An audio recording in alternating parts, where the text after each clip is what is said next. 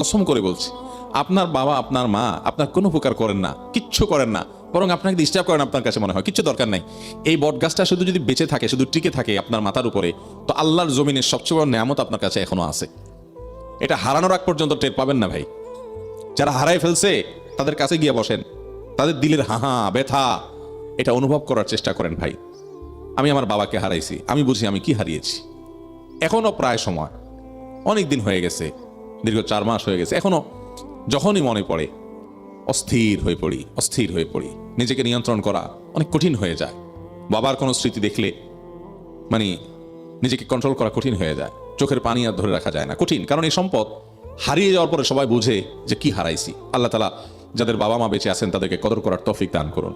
বাবা মার সামনে কখনো জোরে কথা বলবেন না ভাই, কখনো না, কোনোদিন জোরে কথা বলবেন না ভাই। বাবা মার ঋণ এটা কোনোদিন শোধ করা যায় না।